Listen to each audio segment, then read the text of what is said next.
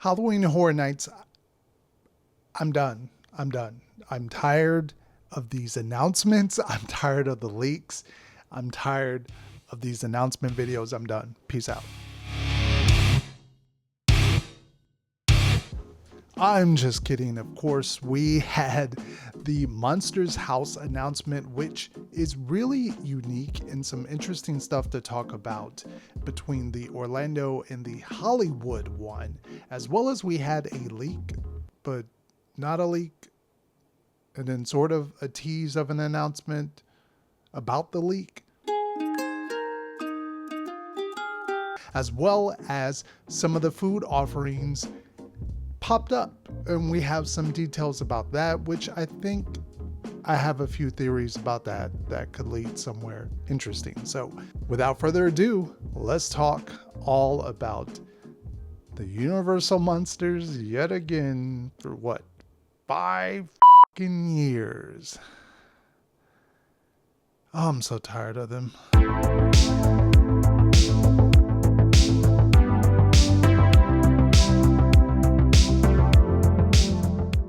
So Halloween Horror Nights announced today Universal Monsters Eternal Bloodlines.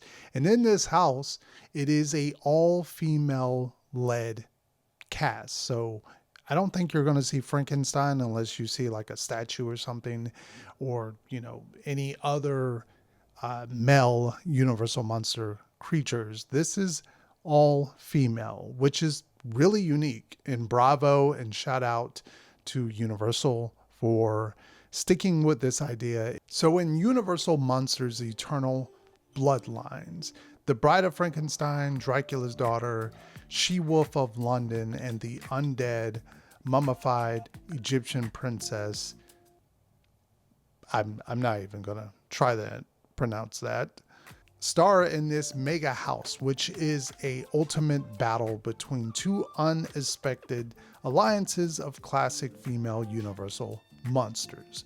Fans will encounter Sakia Van Helsing, a new fearless huntress. She faces off with Dracula's daughter, Countess Maria, who arose from the dead to seek revenge on her father and destroy the Van Helsing's bloodline.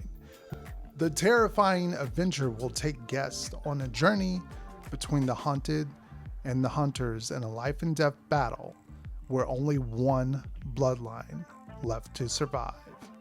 And so, keeping with the all-female cast with this house, they also have a Emmy-nominated Sarah Baron, who's going to be composing an original score for the house itself. Universal Monsters Eternal Bloodlines was also announced for Hollywood. While the house is technically the same, we do have the location for that one for all the Hollywood folks watching. Hi. In Soundstage 12 is where this will be taking place, which is really cool because that is a throwback to all the filming locations of the original Dracula and Frankenstein classic movies.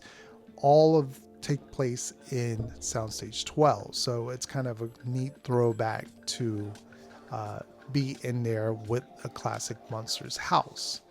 As well as for the Hollywood take, Slash, who composed music for Monster houses before, he is returning to do music for this new house. So that is exciting. I really love his score. Typically, it really sets Hollywood apart. It's really, really cool. I've enjoyed listening to the soundtrack while going through the house. But what is also neat for fans of the music that Slash produced, for this year, there will be a limited edition vinyl album that will be sold at Universal Studios throughout the run of the event. So definitely cop one if you want to, because limited edition, I'm sure that thing's going to sell out like that. Bloodlines, what do you guys think about this one? Leave it down in the comment section. Are you a fan of Team Bride Frankenstein, Team Van Helsing, Team Dracula, daughter, or the She-Wolf? Leave it down in the comment section. And on to some other news. Halloween Horror Nights Monsterseternalbloodlines.com has been updated, at least for the Orlando folks, and all of the information is listed on there. I know this has been a complaint going on for a while. Why haven't they updated the website? Where are all the announcements? It's now all on there, so you can really see everything that there has. All the haunted houses are listed, all of the scare zones are listed, which is quite interesting. Under the things to do tab, we have a look at the 5 scare zones, and we previously did a video about that duality of fear announcement and sort of the icons of this year and the connection. It actually got deeper. So when you read some of the synopsis on that last scare zone of Torture Fair, it basically it changed. So the new synopsis for Tortured Fair says, "Come one, come all to Sinister's Renaissance fair with the devious theme of medieval torture. Brave the glorious, gory, homemade torture devices till you put out of your misery." That we pretty much have all the locations. So Duality of Fear is in the front of the park. Demon Queens is over in Hollywood. Swamp of the Undead is in Central Park. And Tortured Fair is in New York. But that does leave us with one zone left. And we'll talk about that in just a quick hot second. And also, if you clicked on the premium Scream Night, if you were interested in that, down below some of the regular synopsis about that night, they also gave us a look at some of the food offerings. And I would hope that it's more than just this. Everybody knows pizza fries. That's not surprising.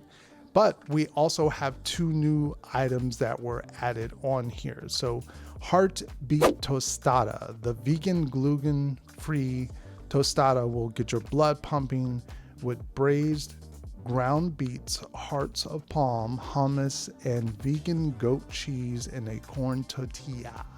So that is one of the new items, especially for people trying to eat a little bit vegan and healthy.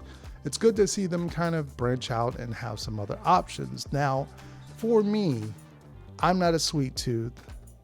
Sorry, Major Sweets, but poison apple, this sounds delicious to me. The majorly sweet dessert is worth killing for, with caramel mousse on the outside, chunks of Granny Smith apples on the inside, garnished with a chocolate cookie crumbs and a gummy centipede. Now, if you're looking at least those last 2 food options, my theory and my thinking is they're almost including us in what some of the food booths is going to be. So poison apple and some of the wording on this description wise makes me think we're going to get something like a Major Sweets food booth or something dedicated to that. And if you look at the last one, which was the tostada, I think this is going to be sort of our monstrous Latin monsters type of food booth. I think we're going to have something like a Latin food booth with some Latin sort of food offerings. So that is at least 2 of the food booths in my theory about them. As construction still goes on in the park, something was kind of put out there before the announcement, and then quickly it was wrapped up. I obviously won't show what that footage is because it is wrapped up until I guess it is announced. But as of this recording, it is like 10 o'clock at night, and Horror Nights went ahead and teased that we are entering Blumhouse, and it says coming soon, enter Blumhouse. They teased it on all of their social media. So I assume that we are going to have a 5th zone, which is going to be Blumhouse. There you go. That is the leak that sort of leaked out, but then it was covered, and then they now sort of put it out there at 9:30 at night. Leave it down in the comments section. What do you think about the food offerings? What do you think about Enter the Blumhouse? And what do you think about Universal Monsters? Thank you all for tuning in. Thank you all for the support on the channel. It means so much to me.